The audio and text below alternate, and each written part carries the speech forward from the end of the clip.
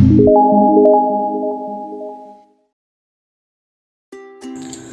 Friends, আমি ফাল্গুনি আর Sunday রেসিপিতে আপনাদের সবার স্বাগত জানাই। আজ সানডে আর আমি নিয়ে চলে এসেছি আপনাদের জন্য দারুণ একটা মজাদার রেসিপি, যার নাম হচ্ছে এগ মশালা কারি।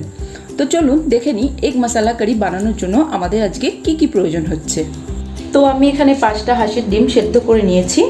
এখন আমি ডিমগুলোকে এক একটা করে এইভাবে কাঁটা চামচ দিয়ে হালকা হাতে দাবিয়ে দাবিয়ে ফুটো করে নেব।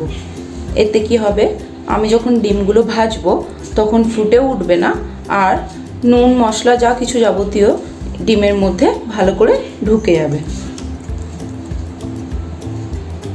দেখুন, সবকটা ডিম আমি এভাবে ফুটো করে নিলাম।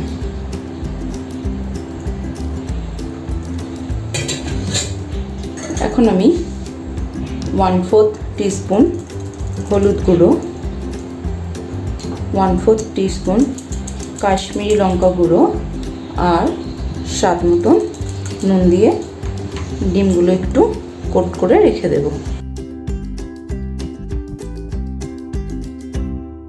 এবার আমরা ডিমগুলো ফ্রাই করব।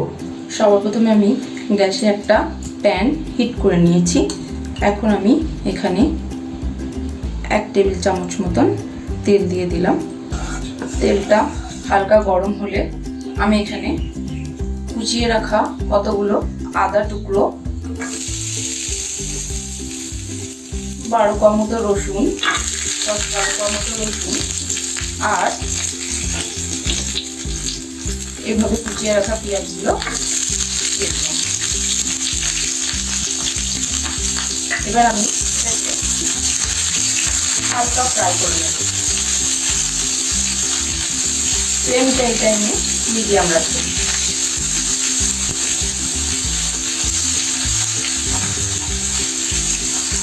আমি জাস্ট হালকা ফ্রাই করব, খুব বেশি ভাজবো না।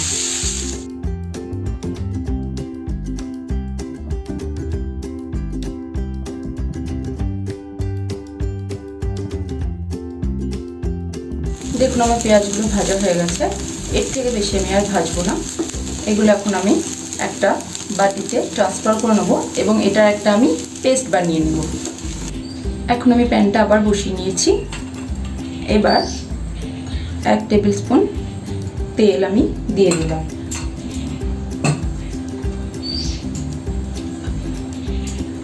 তেলটা হালকা গরম হলে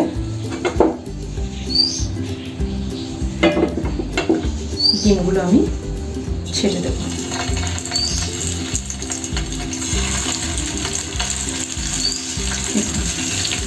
কটা ডিম আমি দিয়ে দিয়েছি। এবার আমি এগুলো ভালো করে ফ্রাই করে নেব। ফ্লেমটা একদম লো রাখবেন, কারণ এখানে যে হলুদ আর লঙ্কা গুঁড়োটা দেওয়া রয়েছে, যদি হাই ফ্লেমে ভাজা হয় তাহলে সেগুলো পুড়ে যেতে পারে।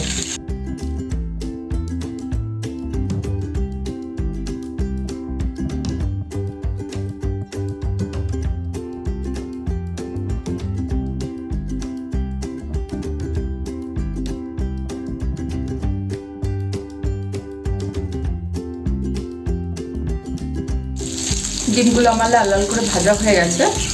এবার আমি ডিমগুলো একটা পাত্রে তুলে নেব।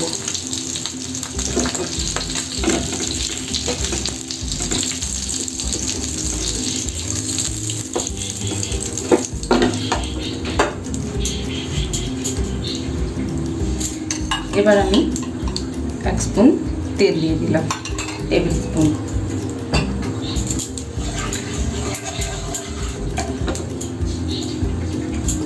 তেলটা হালকা গরম হলে এখানে আমি শুকনো লঙ্কা, দারচিনি আর 2টো এলাচ ফাটিয়ে রেখেছিলাম ফোড়নে দিয়ে দিলাম।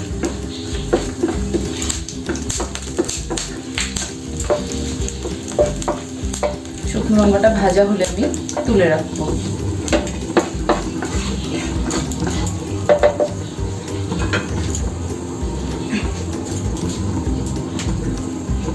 এবার আমি এখানে একটা মিডিয়াম সাইজের আলু গ্রেট করে রেখেছিলাম, এই গ্রেট করা আলুটা দিয়ে দেব।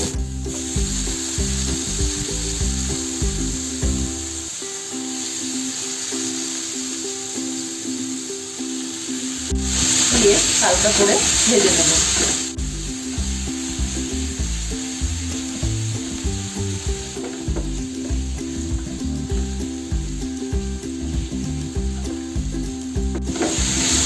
গ্যাসের ফ্লেমটা মিডিয়াম টু স্লো থাকবে।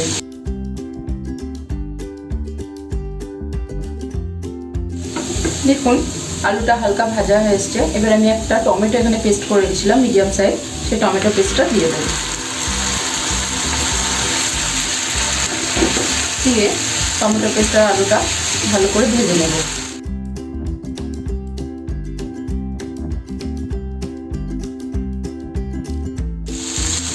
এখানে 1 চা চামচ ধনে গুঁড়ো, 1 চা চামচ জিরে গুঁড়ো আর হাফ চা চামচ লঙ্কা গুঁড়ো আছে, যা আমি জলের মধ্যে গুলে একটা পেস্ট করে নিয়েছি, সেটা আমি দিয়ে দিলাম।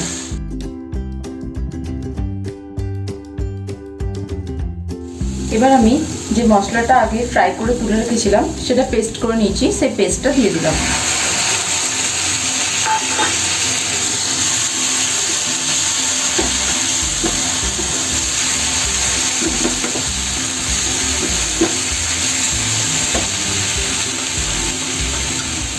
দিয়ে দিচ্ছি হাফ চা চামচ হলুদ গুঁড়ো,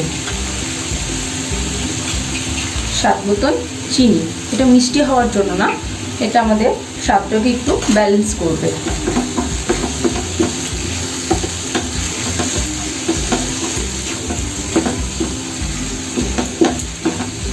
কাশ্মীরি মির্চ হাফ চামচ দিয়ে দিলাম।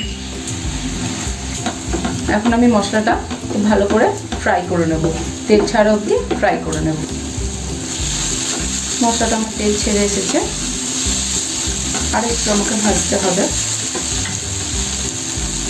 আমি এখন এখানে 1 টিস্পুন দই দিয়ে দিলাম।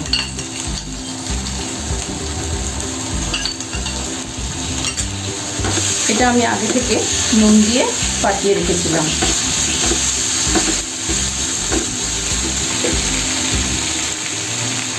আর আমি এখানে স্বাদ মতো নুন অ্যাড করে দিলাম।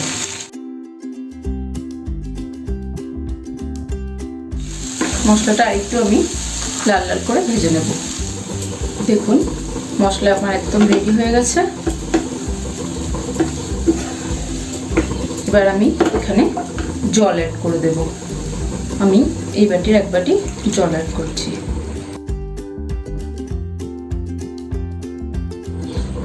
আমার মনে হচ্ছে আর একটু জল লাগবে, আমি তাই আর একটু জল দিয়ে দিলাম।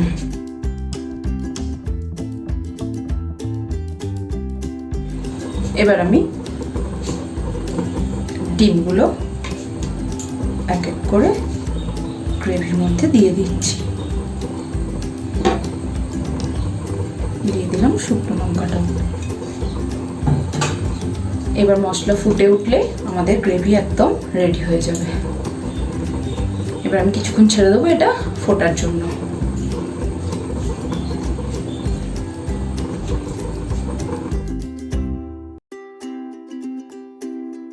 আমাদের গ্রেভি একদম রেডি হয়ে গেছে। আমি ঢাকনাটা খুলে এটা 2-1 বার নাড়িয়ে নিয়েছি। আমি 1 মিনিট মতন গ্রেভিটা ফুটিয়ে নিলাম। এরপর আমি এতে 1 ছোট চামচ ঘি দিয়ে দিচ্ছি।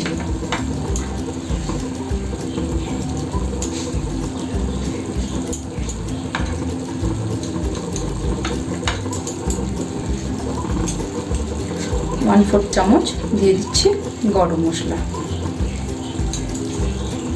আর 1 চা চামচ মতন কাসুরি মেথি নিয়েছিলাম, ওটা আমি উপর দিয়ে ছড়িয়ে দিলাম।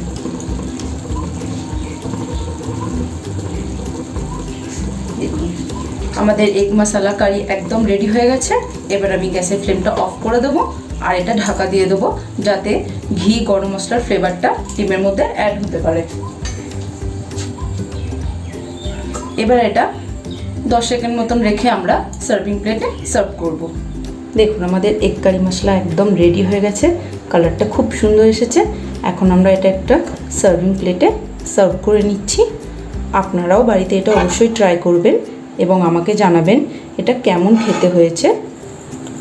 আর আর আজকের এই রেসিপিটি যদি আপনাদের ভালো লেগে থাকে তাহলে আমার চ্যানেলটিকে লাইক, শেয়ার এবং সাবস্ক্রাইব করতে ভুলবেন না এবং নিচে থাকা বেল আইকনটি প্রেস করে নোটিফিকেশন অল করে দেবেন, যাতে আমি যখনই কোনো নতুন ভিডিও দেবো তা যেন আপনাদের কাছে সবার আগে পৌঁছে যায়। তাহলে আজকের জন্য এতটুকুই। দেখা হচ্ছে নেক্সট সানডে নতুন কোনো রেসিপি নিয়ে। ততক্ষণ অবধি বাই বাই ফ্রেন্ডস।